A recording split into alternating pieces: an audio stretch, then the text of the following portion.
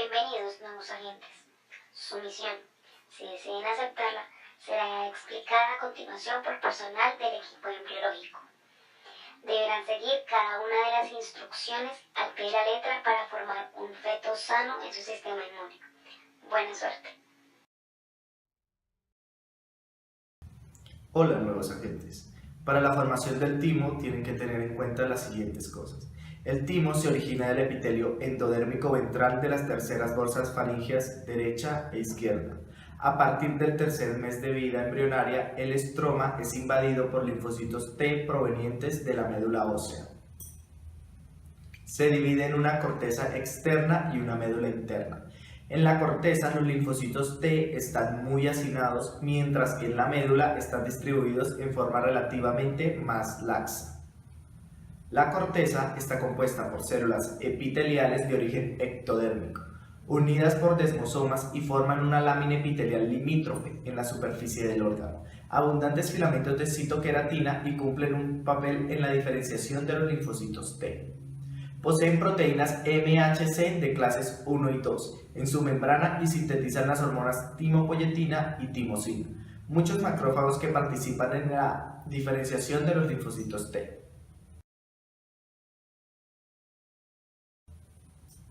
Contienen linfocitos T maduros, células dendríticas, macrófagos y células epiteliales de origen endodérmico, esto es, la médula, y se organizan en grupos llamados corpúsculos de Hazard, los cuales tienen una función desconocida.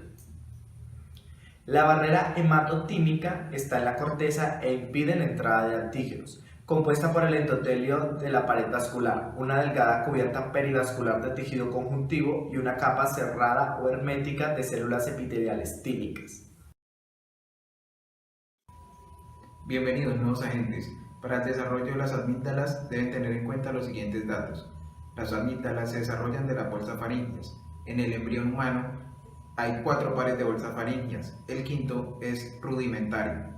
Dado que el revestimiento endodérmico epitelial de las bolsas origina una serie de órganos importantes, el destino de cada bolsa se debe describir por separado. Las amígdalas se originan de la segunda bolsa faríngea. El revestimiento epitelial de la segunda bolsa faríngea prolifera y forma unas yemas que penetran en el mesénquima circundante. A continuación, las yemas son invadidas por el tejido mesodérmico, de manera que forma el primordio de las amígdalas faríngeas. Posteriormente, durante el tercer y quinto mes, el tejido linfático se infiltra en la amígdala y parte de la bolsa se mantiene y se observa en los adultos como la fosa amigdalina. Nuevos agentes. Para el desarrollo de los ganglios linfáticos deben tener en cuenta lo siguiente. Con excepción de la parte superior de la cisterna de Kilo, los sacos linfáticos se transforman en grupos de ganglios linfáticos durante el periodo fetal inicial. Para que se desarrollen, se produce una invasión de células mesenquimales en cada saco linfático. Y otras células mesenquimales dan lugar a la cápsula y a la estructura de tejido conjuntivo del ganglio linfático.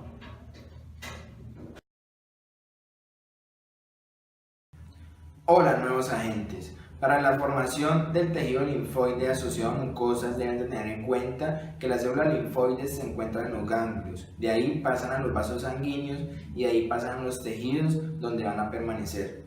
Existen 4 tipos de tejido linfoide, que es el tejido linfoide asociado a bronquios, el tejido linfoide asociado al tubo digestivo, el tejido linfoide asociado al sistema genitourinario y el tejido linfoide asociado al tejido cutáneo. En el tejido linfoide asociado a bronquios podemos encontrar que prevalecen las células como son la inmunoglobulina A, la inmunoglobulina M y la inmunoglobulina G.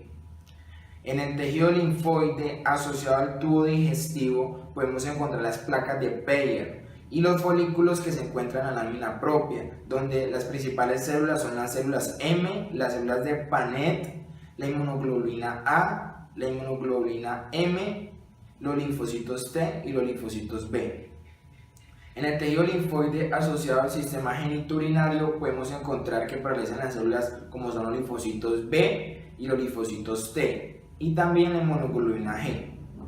En el tejido linfoide asociado al tejido cutáneo podemos encontrar que se encuentran las células de Langerhans, los queratinocitos y los linfocitos T. Nuevos agentes. Deben saber que el sistema linfático aparece hasta la quinta semana de gestación. Los vasos linfáticos tienen su origen en el endotelio de las venas, a partir del cual forman unas evaginaciones en forma de saco, estableciendo conexiones con el sistema venoso. Del mismo modo, los capilares linfáticos iniciales se unen entre sí, dando origen a una red linfática.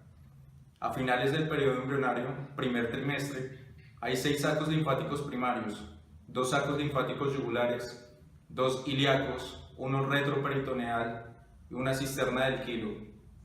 Los vasos linfáticos se unen a los sacos linfáticos y pasan a lo largo de las venas principales, a la cabeza, cuello y extremidades superiores, desde los sacos linfáticos yugulares, el tronco y extremidades inferiores, desde los sacos linfáticos ilíacos, en el intestino primitivo, desde el saco linfático retroperitoneal y la cisterna del quilo. Deben saber que los conductos torácicos derechos e izquierdo conectan los sacos linfáticos yugulares y la cisterna del quilo. En poco tiempo se forma así una gran anastomosis entre dichos conductos. En cuanto al desarrollo del conducto torácico, se desarrolla a partir de la porción caudal del conducto torácico derecho. La anastomosis entre los conductos torácicos y la porción craneal del conducto torácico izquierdo. Nuevos agentes. Para la formación del vaso deben tener en cuenta lo siguiente. El vaso surge de un engrosamiento del epitelio celómico inmediatamente a la izquierda del mesogastrio dorsal. Surge alrededor de la quinta semana de gestación. A medida que el páncreas adopta una posición más transversal, la porción del mesogastrio dorsal se elonga desde el estómago hasta el vaso. El repliegue del mesenterio embrionario, que se fija al diafragma, el riñón izquierdo y el colon, dará origen más tarde a los ligamentos. En condiciones normales, varias masas pequeñas se fusionan para formar el vaso maduro. El desarrollo del vaso con sus funciones inmunes y hemáticas dependen del crecimiento de canales vasculares y la migración de células reticulares. Con el transcurso del tiempo, el desarrollo de las células vasculares y reticulares origina las pulpas rojas y blancas del vaso. Durante el primer trimestre de la gestación, el vaso es el órgano responsable de la eritropoyesis.